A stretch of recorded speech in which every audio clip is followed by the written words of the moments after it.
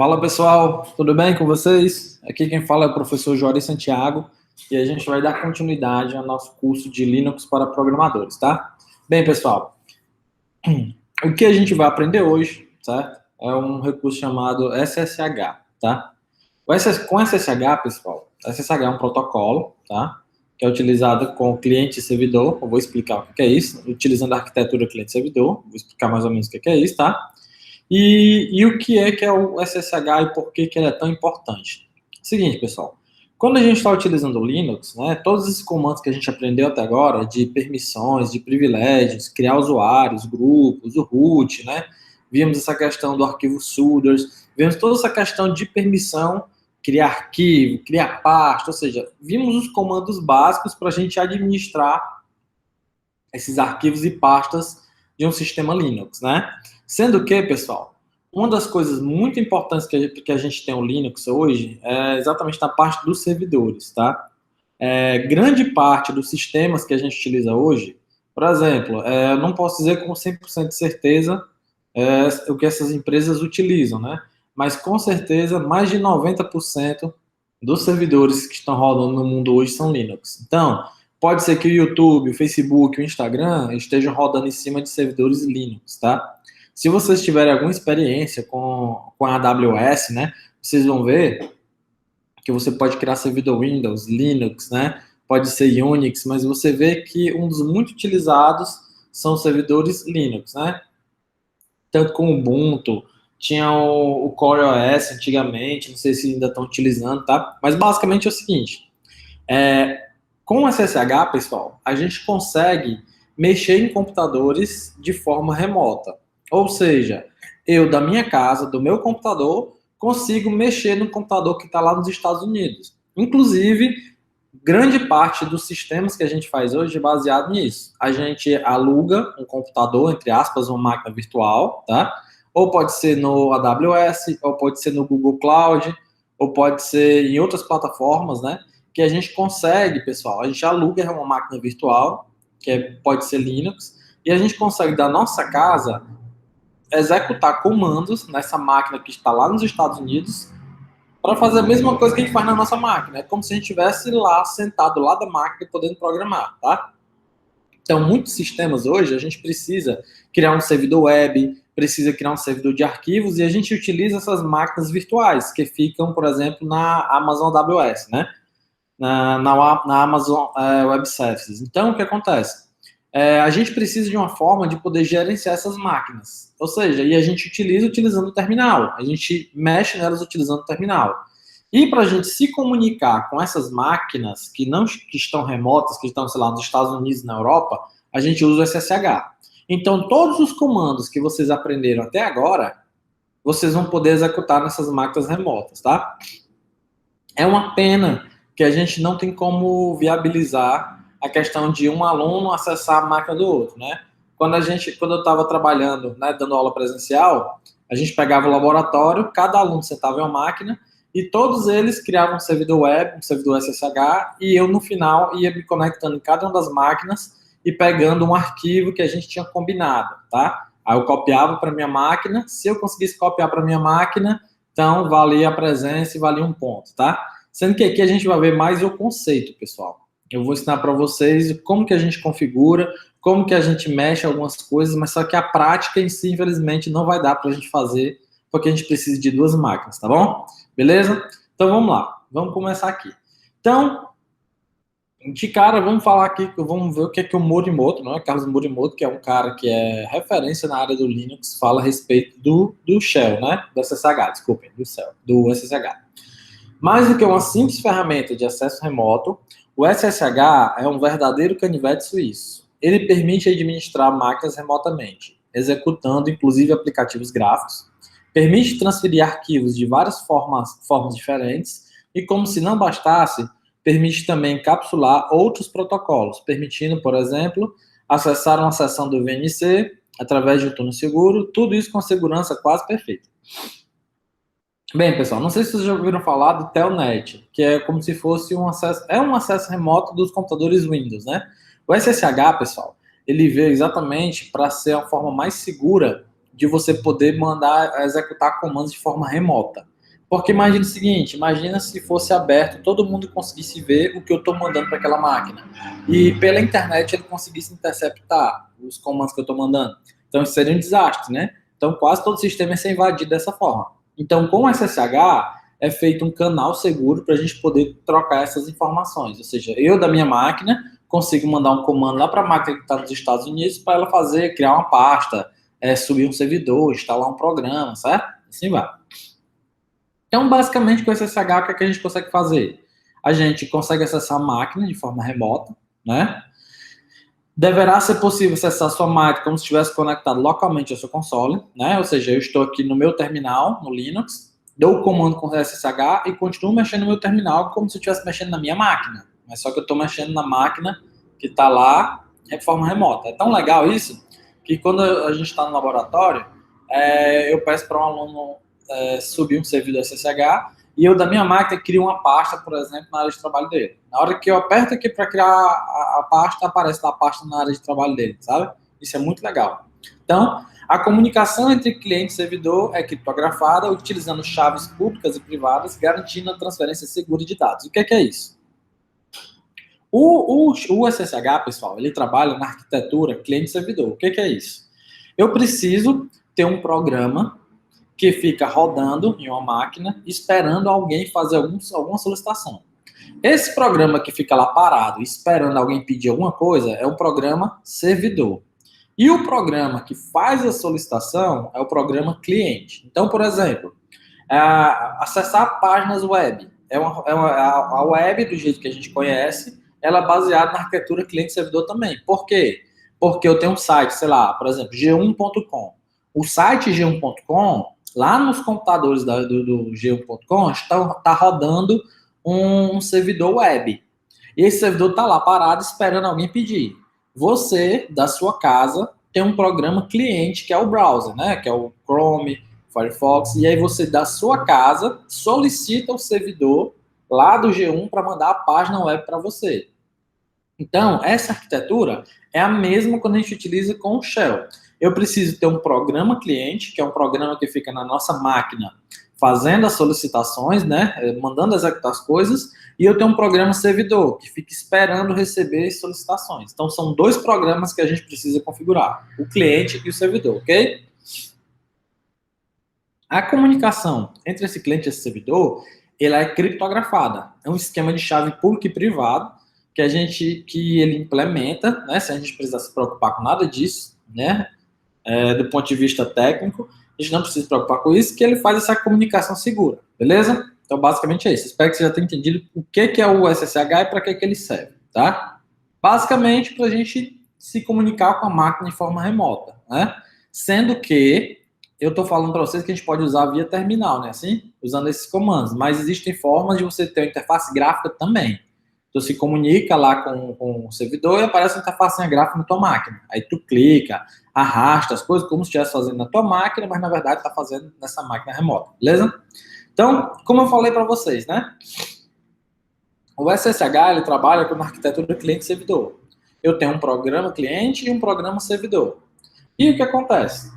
O programa cliente, a configuração dele fica nesse arquivo aqui, pessoal. Ó, etc ssh config, né? Underline config. E o programa servidor o arquivo de configuração dele fica no etc sshd config. E, geralmente, a porta que a gente usa para se comunicar é a porta 22. O que é isso? Se vocês já tiverem feito um curso de redes, vocês vão entender que a porta a porta nos protocolos de rede está relacionada ao processo que está rodando na tua máquina. Certo? Não vou entrar em detalhes, mas o que acontece? Quando a gente está acessando uma página web, geralmente a porta padrão utilizada é a porta 80. E no SSH, a porta padrão utilizada, que geralmente a gente convenciona para ser utilizada em todo o serviço, é a 22, tranquilo? Quero que por enquanto vocês saibam só disso, que essa é a porta padrão. Então, beleza. Como é que a gente faz para instalar o servidor SSH na nossa máquina, né? A gente usa o comando apt-get install OpenSSH server. Eu ainda não ensinei a vocês como fazer instalação, remoção, porque esse aqui vai ficar mais para o final da primeira etapa, né, do curso. São 2 etapas. A primeira etapa eu vou ensinar para vocês a parte de instalação. Então, quero só que vocês saibam que existe esse comando, onde você vai botar sudo, né, caso você não tenha permissão, sudo apt-get install OpenSSH server, e ele vai instalar para você. E, como eu já falei anteriormente, quando eu quero configurar alguma coisa no servidor, eu vou nesse arquivo aqui, ó, /etc, /ssh, /sshd-config. E se eu quiser alterar alguma coisa no programa cliente, no /etc, /ssh-config. Lembra que eu falei nas primeiras aulas que o diretório /etc era utilizado para coisas de configuração? Olha aí, a gente já utilizou etc password, né, assim, etc group, agora está tendo etc ssh. Observe que esses arquivos de configuração estão sempre no etc, tranquilo? Vamos continuar. Então, beleza. Quando eu falo para vocês, pessoal, que eu instalei o servidor e eu preciso configurar esses arquivos, é o seguinte, por padrão, ele já está funcionando, beleza, o servidor, tá? Você já consegue acessar ele com as configurações padrões. Porém, eu quero ensinar para vocês quais são os parâmetros que a gente pode colocar, por exemplo, nesse arquivo aqui, sshd-config, para eu poder ter uma experiência mais personalizada, tanto questão de segurança, quanto questão de... Tipo assim, eu quero que na minha organização, na minha empresa, o servidor SSH funcione de tal forma. Então, a gente vai aprender quais são os parâmetros que a gente coloca nesse arquivo, /etc, /ssh, sshd-config, né? sshd-config, para a gente poder alterar, beleza? Então é o seguinte, ó, o primeiro parâmetro, primeiro deixa eu mostrar aqui no Linux, ó. Vamos lá, peraí. Eita, ficou pequeno aqui. Peraí, só um minuto, pessoal.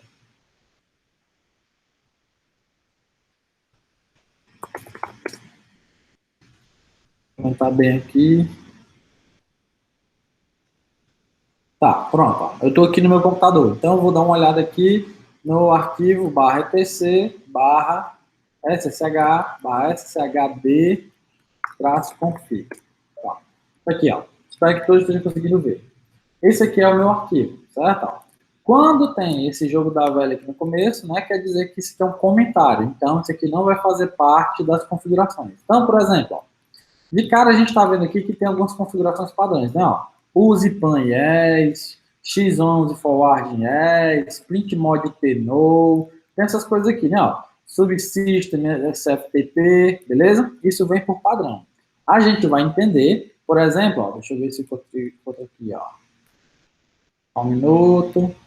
Pronto, por exemplo, ó, existem aqui ó, alguns comandos como ó, port 22, address family, listen address. O que é isso? Tá? Então a gente vai aprender agora alguns desses parâmetros, tá? Os mais importantes. Então é o seguinte, ó, o primeiro parâmetro que a gente vai aprender é o de porta, certo? Quando a gente vai fazer uma configuração, pessoal, por exemplo, quando eu tenho uma arquitetura cliente-servidor, eu preciso definir em qual porta eu vou buscar aquela informação, tá? Então, por padrão, o SSH utiliza a porta 22, como é que eu falei, né? Porém, eu posso querer mudar essa porta. Eu posso combinar com o pessoal, dizer assim, ó, pessoal, no servidor SSH aqui da nossa empresa, vou mudar, vou colocar agora na porta 807, certo? Então, por exemplo, ó, olha aqui como é que a gente faz para, por exemplo, do meu computador, eu me conectar a outro computador utilizando SSH. Eu utilizo SSH, né, alunos, que é o nome do usuário, @192, que é o IP do computador que eu quero me comunicar. E se eu não tivesse mudado a porta, pessoal, se eu estivesse utilizando a porta padrão, eu iria só até aqui, ó, 192.168.0.1. Com esse comando, eu estaria me conectando na máquina 192.168.0.1, que é o endereço da máquina na minha rede local, e estaria mexendo nessa máquina como usuário aluno. Eu teria feito o login como aluno, certo? Se eu não tivesse mudado a porta, eu poderia só até aqui, ó, fazer o acesso. Porém, como eu mudei a porta para 807, por exemplo, fui lá no arquivo e coloquei porta espaço 807. Então, para eu me comunicar, eu tenho que definir qual é a porta que eu quero me comunicar. Então, -p espaço 807, ok? Então, vamos supor que na minha empresa eu defini que o servidor SSH vai ser a porta 807. Então, ou toda vez que eu for me comunicar de outro computador, eu tenho que colocar esse -p espaço 807, Ou então eu posso colocar essa configuração no meu cliente. Eu não falei que são dois arquivos, o SSHD e o SSH-config? Então, se eu não quiser toda a vida ter que colocar assim, -P807, eu vou lá no arquivo /tc, /ssh, /ssh-config e digo que a porta do cliente é 807. Tranquilo? Beleza? Lembrem-se, eu tenho a configuração do servidor e tenho a configuração do cliente. Tranquilo? Então vamos continuar. Então eu faço uma pergunta para vocês. Alterar a porta padrão do serviço SSH é uma boa ideia? E por quê? Seguinte, pessoal. Todo mundo espera se comunicar através da porta 22 quando se fala do SSH. Tá? Quando você troca essa porta, simplesmente, ou eu vou ter que tentar todas as portas que tem naquele servidor, ou então preciso conversar com alguém previamente. Preciso chegar lá na empresa e dizer assim, ei, fulano, qual é o número da porta para eu poder acessar o servidor? Ah, é a porta 1205. É a porta 930. Ah, beleza, 930, ok. Então eu vou lá e vou executar. Primeiro, que do ponto de vista prático não é uma boa ideia. Porque você pode simplesmente gerar essa confusão e essa informação de número da porta ser necessária para que você consiga fazer a comunicação, tá? Porém, a única forma que eu vejo assim das pessoas quererem mudar a porta é por questão de segurança. Sei lá, você tem sua organização e quer que, por exemplo, só existe uma pessoa lá dentro que pode acessar esse servidor. E aí você quer simplesmente mascarar esse serviço para que as pessoas de fora não saibam que está rolando no servidor SSH na tua máquina e coloca uma porta diferente. Só mesmo questão de segurança. Mas assim, é segurança, mas não é um nível tão elevado também não, certo? Eu, sinceramente, aconselho vocês a deixarem a porta padrão, tá? Se não tiver nenhuma questão de segurança mais avançada, ou se precisa esconder, se precisa definir que não existe um servidor rodando ali, aí talvez vocês não deveriam usar essa porta. Mas por padrão, usa, pessoal. Porque o SSH é muito seguro. Ele já utiliza criptografia de ponta a ponta, já tem questão de chave, que eu vou mostrar para vocês mais à frente, que assim, que não precisa fazer isso, entendeu? Basicamente é isso. Então, de cara, pessoal, não alterem a porta. Deixa a porta padrão, que é 22, tranquilo? Então é o seguinte, outra configuração que a gente tem lá no nosso servidor, no nosso arquivo do servidor, é esse comando aqui, esse parâmetro listen address, certo? Que é o quê? Permite limitar o uso do serviço por apenas uma interface de rede.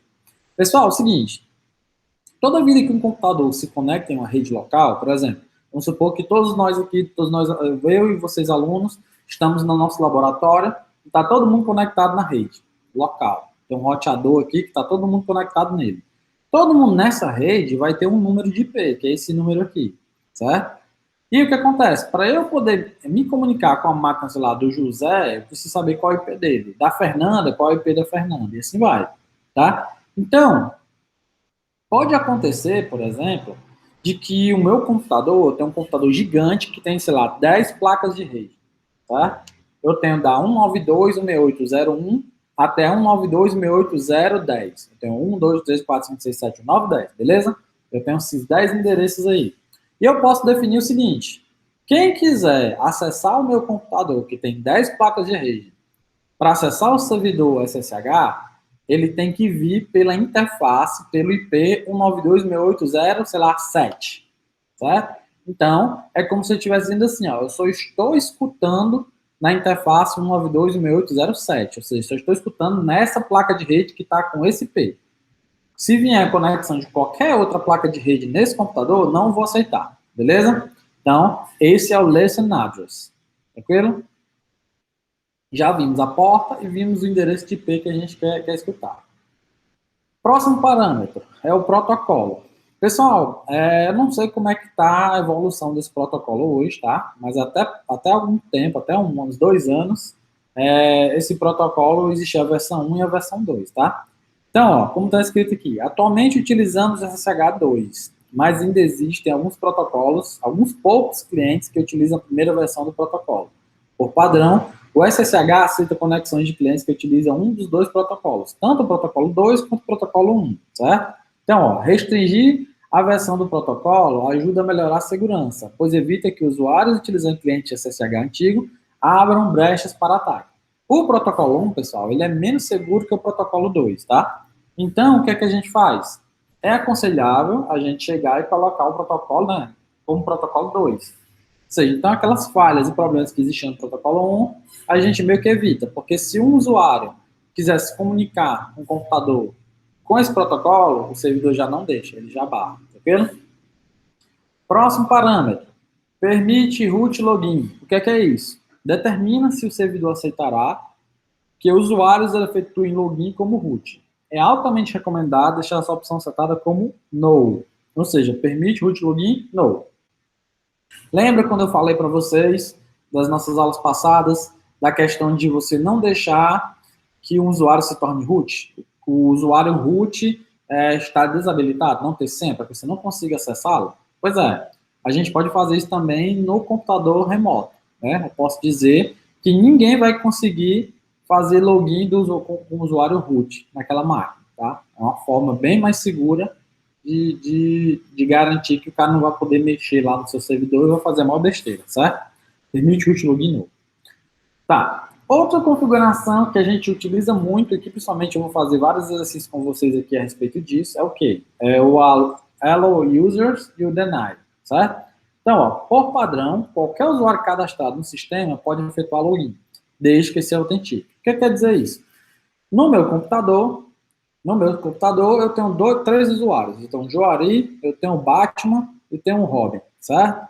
Então, se algum usuário quiser, aí eu peguei no meu computador, criei um servidor SSH. Então, você, aluno, vai poder se comunicar com o meu computador de forma remota.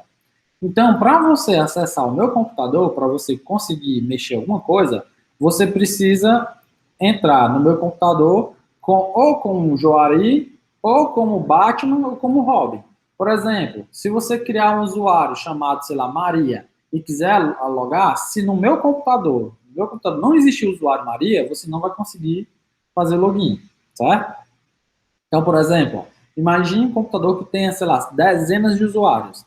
Eu posso, ó, então, por exemplo, esta opção Allow Users permite criar uma lista de usuários que podem utilizar o serviço. Então, se eu não utilizar o Allow Users, se não tiver essa configuração lá, por padrão, qualquer usuário vai poder fazer parte do acesso remoto, né? Se eu tenho 10 usuários na minha máquina, qualquer um vai poder se logar com um desses usuários.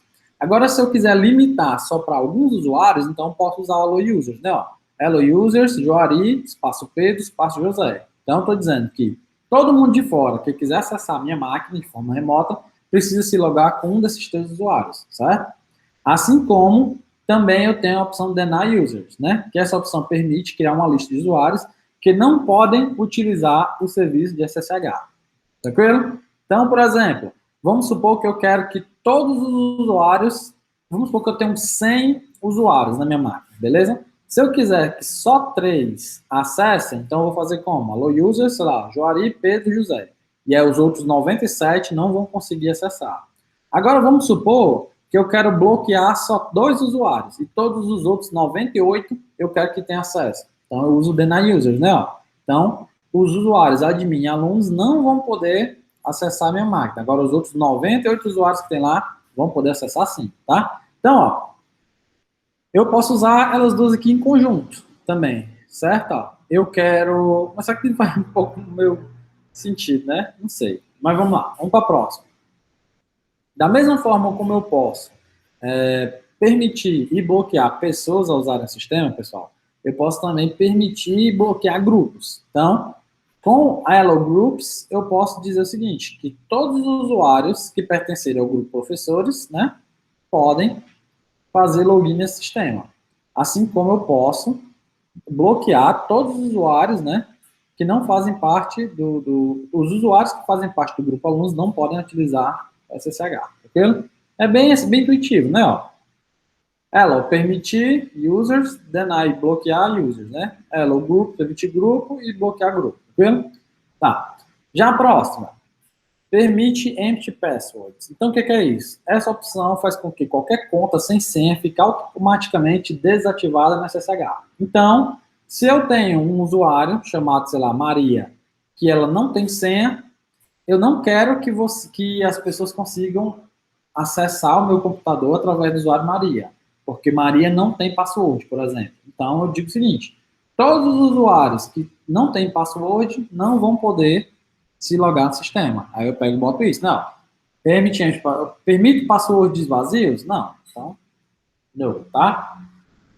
Outra opção que a gente tem, pessoal, é o seguinte, é de colocar uma mensagem quando a pessoa faz o login no nosso servidor. Então, ó, exibe mensagem de advertências no prompt de login.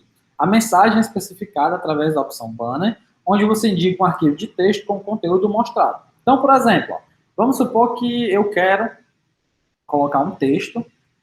Assim que a pessoa fizer login na minha máquina, utilizando o SSH, eu quero colocar um texto lá de bem-vindo, ou então alerta, ou então dizer o que ela não pode fazer. Então, eu faço isso, né? Eu crio um arquivo, por exemplo, banner.txt, e eu digo um texto, coloco um texto aqui dentro. E eu digo que o banner vai ser esse arquivo. Então, toda vez que a pessoa entrar no meu computador, ele vai receber essa mensagem aqui, tá? Vai aparecer, ok? Agora, pessoal, engraçado, tem até uma história interessante sobre isso aqui. Eu lembro que faz um tempinho isso, acho que faz mais de 5 anos, que um cara conseguiu acessar, exatamente por má configuração, conseguiu acessar uma máquina de forma remota. E lá, assim que ela entrava, dizia assim, bem-vindo ao sistema de administração da empresa tal, tal, tal. E o que acontece? E aí, né, pegaram esse cara, ele vacilou, né, e aí pegaram ele, e ele entrou na justiça, né, dizendo que não poderia ser processado, nem poderia fazer nada, porque lá tinha uma mensagem dizendo de boas-vindas, seja bem-vindo ao sistema e tal, tal, tal. Então, não havia nessa mensagem nenhuma indicação de que aquela área era restrita, né, apesar dele saber.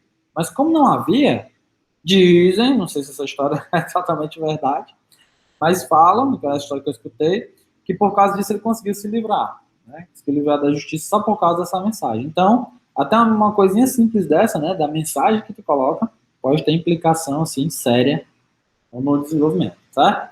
Pronto. Próximos parâmetros que a gente vai ver. Esse X11 Forward, né? O que é que ele faz? Determina se o servidor permitirá que os clientes executem aplicativos gráficos remotamente. Então, como eu falei para vocês, basicamente a gente vai utilizar o terminal, né? Para poder criar as pastas, criar os arquivos, fazer as coisas. Porém, a gente pode deixar habilitado o modo visual, pessoal. A gente usa um programa que usa esse protocolo, que é o X11, certo? Para que através do SSH a gente consiga ver a tela. A gente vê a tela lá do computador e a gente consegue clicar, consegue arrastar, copiar, né? Com Ctrl+C, Ctrl+V, tá? Porém, fazer isso, né? Torna a conexão um pouco lenta. E por isso que a galera que geralmente utiliza só o modo texto, o modo de comando, deixa essa opção aqui como no, né? Agora, se você quiser ver de forma gráfica, quiser ver janela, que bonitinho, você deixa isso aqui habilitado como yes e vai atrás de um programa que utiliza o X11, certo? Então, ó, olha como é que funcionaria. Se eu quisesse usar o X11, botar SSH, né, ó, que é o comando para conectar, menos X, que é para dizer que eu vou usar parte gráfica, digo quem é o usuário que vai se conectar, e coloco qual é o endereço da máquina, certo? Então, ó, como ele colocou aqui, né, o maior problema com o uso de aplicativos gráficos via SSH é que ele só funciona satisfatoriamente dentro da rede local. Eu não sei se essa afirmação ainda é verdadeira, viu, pessoal? Porque a internet evoluiu tanto, e aí nós vimos tanto crescimento que eu não sei se isso aqui, de fato, ainda é verdadeiro, né? Esse material utilizado, eu acho que há uns 3 anos. 3 anos eu utilizo esse material, tá? Então é o seguinte, então, beleza. Então, uma forma da gente melhorar essa questão de tráfego de dados pela rede é a gente utilizar esse comando compressão. O que é que ele faz? No caso de servidores acessíveis via internet, você pode reduzir um pouco o consumo de banda ativando a compressão de dados via gzip. Então, é uma forma de os comandos ou então arquivos ou coisas que eu estou mandando serem comprimidos. E aí eu comprimo aqui no meu cliente, mando para o servidor, ele descompacta, né? E executa os comandos. Então, é como se ele estivesse fazendo um ponto zip ou um ponto RAR, tá? Para vocês que lembram que mexe no Windows e tal, sabem o que eu estou falando. Só que em vez de ser um zip ou RAR, a gente usa o programa gzip, tá? Beleza? Quais são essas duas hoje? Não, vou ter mais aqui. Então, ó, outros parâmetros que a gente tem. A gente tem esse Keep Alive e o Save Alive Interval. São coisas que estão relacionadas. O Keep Alive, o que é que ele faz? Ó? Permite ou não o envio de pacotes Keep Alive para verificar se o cliente responde. Isso é bom para fechar conexões que não respondem. Então, se eu quiser que o meu servidor, né, ó, fique mandando algumas perguntas, de vez em quando fique mandando esses pacotes para verificar se o cliente ainda está ativo, eu deixo essa opção habilitada. Porque pode acontecer de você travar o computador, ou você já ter saído, ou então ter só desligado o monitor, ter deixado lá um tempão, você não vai deixar essa conexão ativa. Então você quer destruir ela, né? Não quer deixar aberto total. Já se você quiser definir um tempo, pessoal, tipo assim, ó, eu quero deixar essa conexão do cliente e servidor por tanto tempo aberto. Se ele não responder em tal período, eu quero fechar. E aí a gente usa esse server alive interval. Que é, conexão é fechada pelo servidor depois de alguns minutos de inatividade. Você pode evitar o problema fazendo com que o próprio cliente mande pacotes periodicamente a fim de manter a conexão aberta. Então, se eu definir no servidor que ele vai demorar 120 minutos, por exemplo, certo? Agora eu estou na dúvida se aqui é minutos ou segundos, tá, pessoal? Se eu não me engano, aqui são segundos, tá? Então, ó, aqui são 120 segundos, dá 2 minutos, né? Então, se eu disser que o meu intervalo é de 2 minutos, ou 120 segundos, se o meu cliente não mandar nenhuma solicitação para o servidor, ele vai lá e sozinho fecha, entendeu? Então, por isso que se você tiver definido esse tempo, você tem que ficar de tempo em tempo mandando mensagem, nem que seja só para listar alguma coisa, só para mandar a mensagem na tela, mas você tem que mandar alguma coisa para que a conexão não seja encerrada, tranquilo? E o último parâmetro que a gente vai utilizar, que eu vou mostrar para vocês, é esse aqui, que é o SFTP, que é um servidor de transferência de arquivos, certo? Então, é um módulo que vem junto com o SSH, né, o servidor SSH, que você pode utilizar para fazer essa transferência. Então, eu posso ativar ou desativar ele, né? Então, olha, realmente é necessário que essa linha esteja presente para que o SFTP funcione. Comente esta linha apenas se você deseja desativá-lo. Então, lembra daquele arquivo que eu acabei de mostrar? Aquele arquivo lá que é o /etc, /ssh, /ssh, config, ele contém esses parâmetros que eu acabei de mostrar para vocês. Então, se você não quiser utilizar o servidor de arquivos, né, ó, a parte de transferência de arquivos, o módulo, desculpe, é só comentar, colocar o jogo na velha na frente, tranquilo? Então, beleza. Então, já vimos alguns parâmetros, né, em relação ao servidor, como é que a gente faz para configurar, certo? E agora, vamos supor que eu fiz a configuração do jeito que eu queria. Como é que eu faço, por exemplo, para poder iniciar, para poder parar, para poder ver como é que se esse servidor está funcionando ou não? Eu posso utilizar, pessoal, esses 3 comandos aqui, ó, sudo /etc, initd ssh start. Para os sistemas mais antigos, a gente usa esses 2 aqui, ó. Sudo service, ssh start, ou então o etc initd. Eu indico para vocês utilizarem o comando systemctl, que é o mais moderno, eu acho que a partir do Ubuntu 16, se eu não me engano, a partir do Ubuntu 16 ele já estava utilizando por padrão isso aqui. Então, vamos utilizar só esse comando aqui. Por exemplo, se eu quiser que o servidor inicie, sudo systemctl start ssh. Tá? Se eu quiser que eu vou fazer alguma alteração, eu quero parar. Então, systemctl stop. Se eu quiser reiniciar ele, sei lá, eu fui lá no arquivo, fiz a alteração, mudei a porta. Então, tem que mandar reiniciar o servidor, tá? As alterações, elas não são automáticas, não. Eu faço a alteração no arquivo e mando reiniciar, para que a alteração comece a valer. Então, systemctl restart. E se eu quiser saber se o sistema se o servidor está funcionando, se está rodando, vem qual porta, eu boto esse comando aqui, ó, sudo systemctl status ssh, que ele mostra se está funcionando, qual é a porta, tá? Alguns detalhes. Tranquilo? Então, até agora, a gente viu quais são os comandos, quais são os parâmetros que a gente utiliza para configurar o servidor, e a gente viu como iniciar, parar, reiniciar esse servidor, tá? Então, de fato, para se conectar, beleza. Na minha máquina, a máquina do professor, eu instalei o servidor, configurei, deixei tudo padrão, tudo bonitinho e coloquei o servidor para rodar. Então, você, aluno, vai poder se conectar, quer se conectar com o meu computador. Vamos supor que estamos no laboratório e todo mundo está na mesma rede, certo? Todo mundo está na rede local. Então, para se conectar, o que acontece? O padrão do servidor SSH é permitir acesso usando qualquer uma das contas do usuário cadastradas no sistema, pedindo apenas a senha de acesso. Então, vamos supor que no meu computador existe apenas o usuário Joari e o usuário alunos, tá? Então, você, do seu computador, vai querer se comunicar, vai querer se conectar à minha máquina. Então, você aí do seu terminal vai digitar aqui comando, né? SSH, espaço alunos, que é o o usuário que você quer se conectar, arroba, e qual o IP da minha máquina. Vamos supor que seja esse, 92.168.0.1, beleza? Agora vamos supor que eu quero especificar o login usando o para. Agora vamos supor que ao invés de utilizar desse formato aqui, botando arroba, eu quero não colocar esse arroba, eu quero especificar aqui o usuário, né? Ó, SSL-L, alunos, espaço, não 2. Eu praticamente não uso esse modelo aqui. Eu gosto mais desse, né? Ó, que está muito parecido com até o Shell, né? O Bash, quando a gente está utilizando, né? Quando a gente tem o nome do usuário, a máquina, 2 pontos, tal, né? Assim? Então, basicamente usa essa primeira aqui, beleza? E se, por exemplo, o local que eu quero me conectar tiver um servidor de nomes, por exemplo, vamos supor que lá no site do IFCE, lá no domínio do IFCE, existe um servidor SSH que eu possa me comunicar. Então, o que é que eu vou fazer? SSH, o usuário que eu quero me comunicar e o site, né? O domínio, o endereço. Porque, pessoal, na internet, quando a gente utiliza um endereço como esse aqui, ifce.edu.br, na verdade ele é traduzido para um IP, certo? Que é esse número aqui, tranquilo?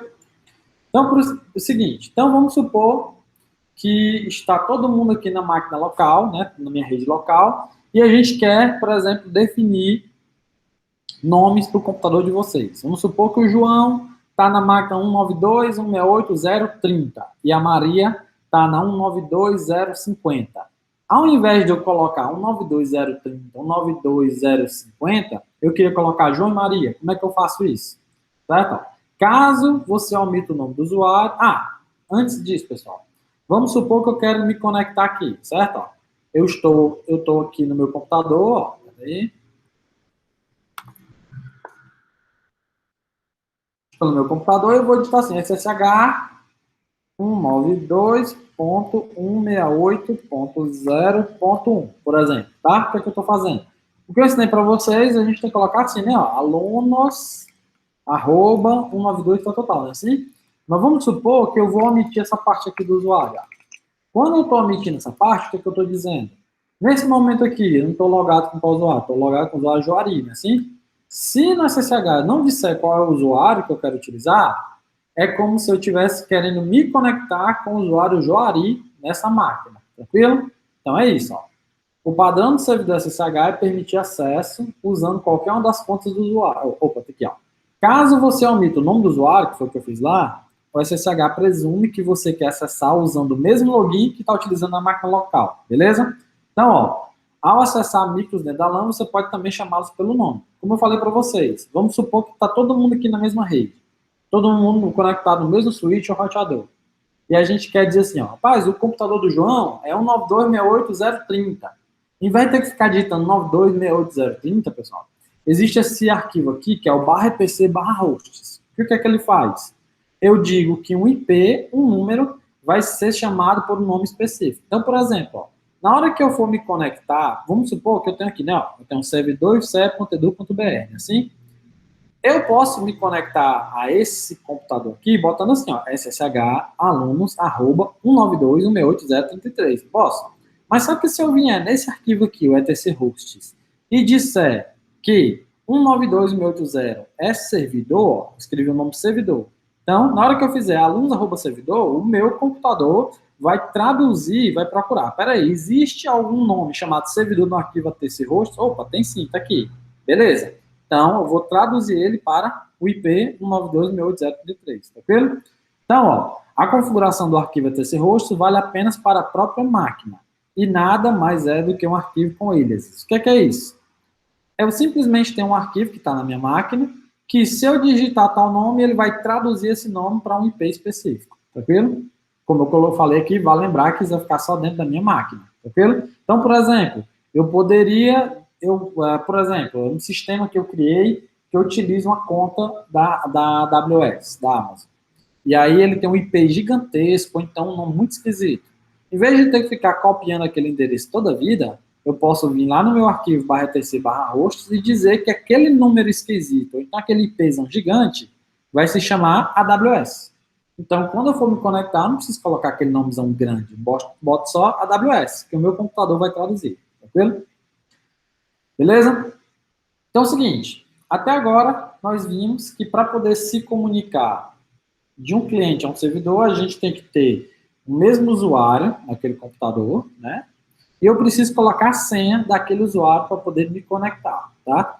Porém, pessoal, existem formas um pouco mais seguras de fazer isso, tá? A forma mais segura é utilizando chaves de autenticação. Então, eu vou ler aqui o que foi que o Carlos Morimoto falou a respeito. Ó. O que é que ele diz?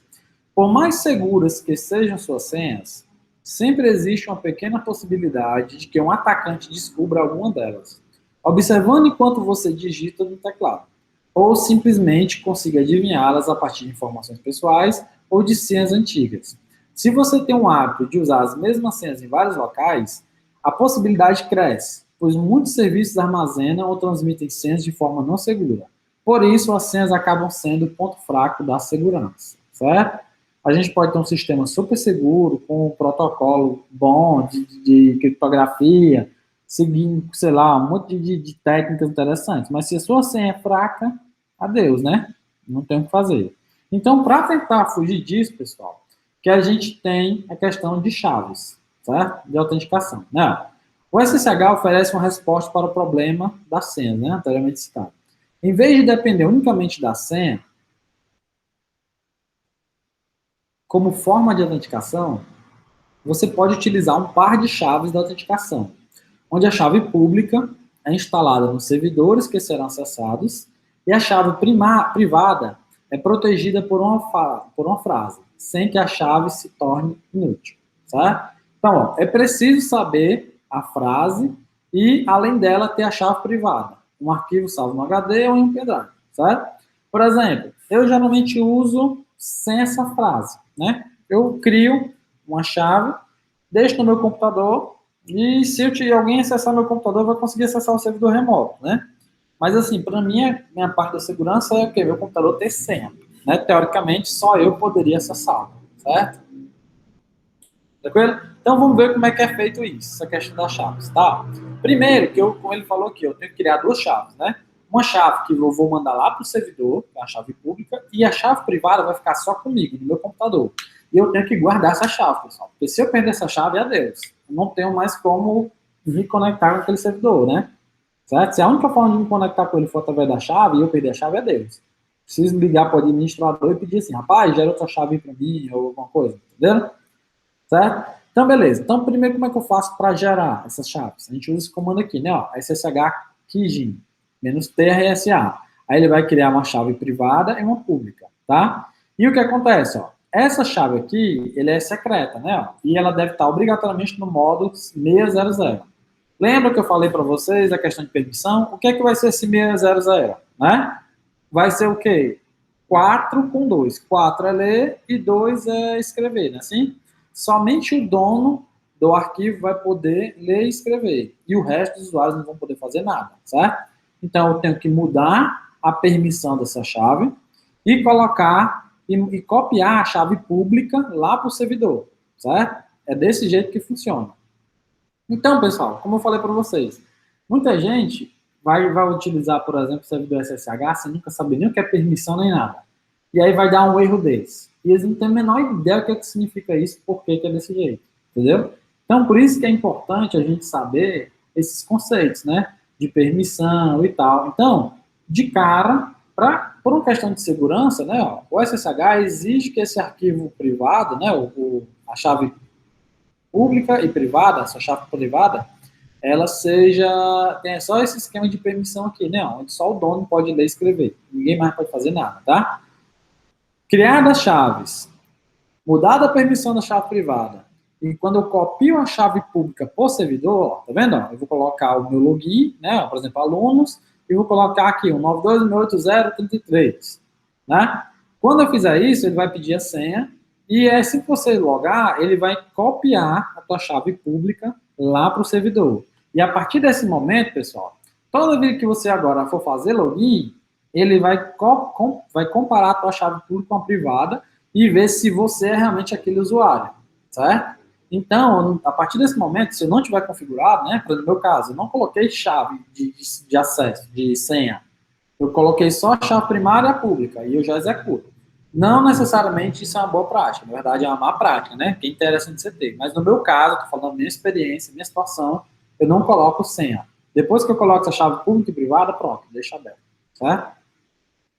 Então, ó, como eu falei para vocês aqui, ó, depois de gerar a chave e conseguir se conectar através dela, você pode desativar a possibilidade de fazer logins normais, usando a senha. Beleza. Então, eu fui lá e criei a chave e agora estou me conectando de forma bem mais segura. Não tem como a pessoa tentar adivinhar a minha senha, porque já que eu não estou usando mais senha, eu estou usando a chave, então a pessoa não vai conseguir acessar, né? Nesse caso, apenas você, que possui a chave gerada, conseguirá se conectar ao servidor, né? Ó.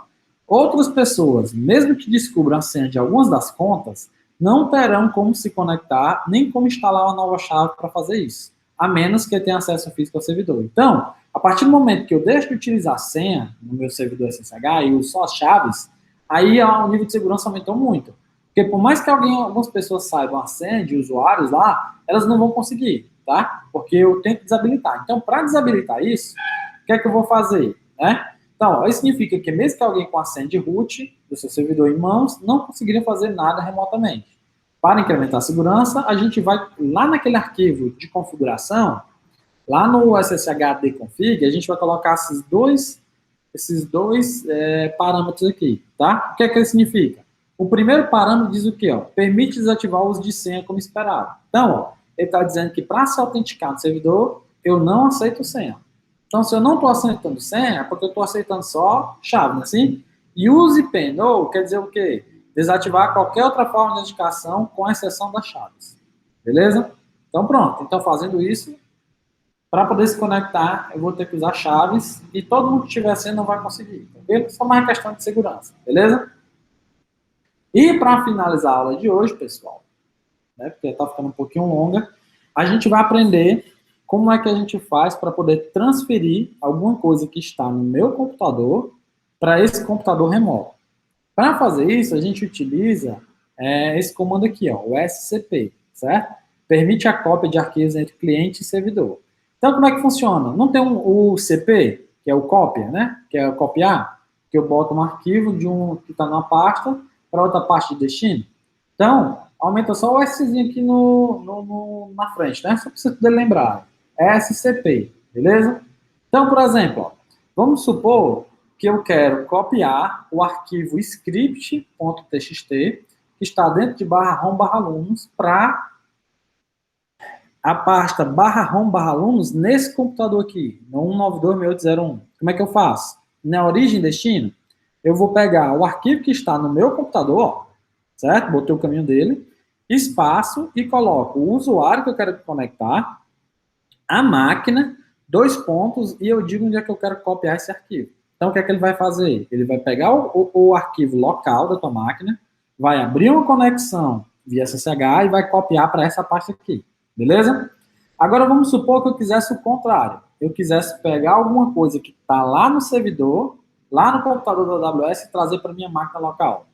Pronto. Vamos supor que eu troquei a porta também. Eu coloquei a porta 807. Então, ó, SSP, porta 807. E aí eu vou me conectar nesse servidor aqui, de forma remota, né, ó, com o usuário e alunos, e eu vou copiar o arquivo home alunos script.txt para o local onde eu estou, pessoal. Esse ponto aqui, eu ensinei para vocês que ponto é o diretório que está acima do diretório atual, não é assim? Então, se eu estou no /home/alunos, se eu der cd ... eu vou para o /home, porque /home está acima de /alunos, não é assim? Já o pontozinho, só o ponto, ele quer dizer o diretório atual. Enquanto ponto é o diretório acima, só ponto é o diretório atual. Então, estou dizendo o quê? Eu quero copiar o arquivo home alunos script.txt, que está lá no servidor 192.6801, para cá, o lugar que eu estou aqui, atualmente, para o diretório que eu estou mexendo agora no terminal. Tranquilo? Bem, foram muitas informações, né, pessoal? Mas agora a gente vai fazer uma práticazinha aqui, certo? Que é baseada exatamente no questionário que vocês vão responder também, para poder refrescar um pouco mais aqui essa memória, para a gente conseguir entender como é que funciona, beleza? Então vamos lá. Deixa eu abrir aqui. Pronto. Vamos supor, pessoal, que eu tenho aqui, ó, 2 computadores, tá? Vamos ler aqui o enunciado. Ó. 2 computadores estão conectados em uma rede local. Os dois computadores têm servidores SSH instalados, ok. Os usuários e os grupos de cada sistema são definidos a seguir, beleza. Então aqui eu tenho um computador 1, computador 2, que estão na mesma rede, certo?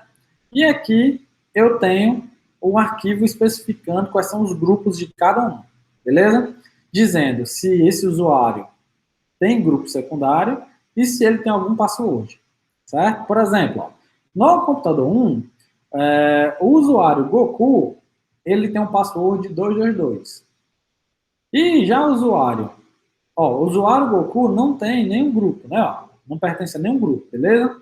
E o password dele é 222. Bulma não pertence a nenhum grupo e também não tem nenhum password.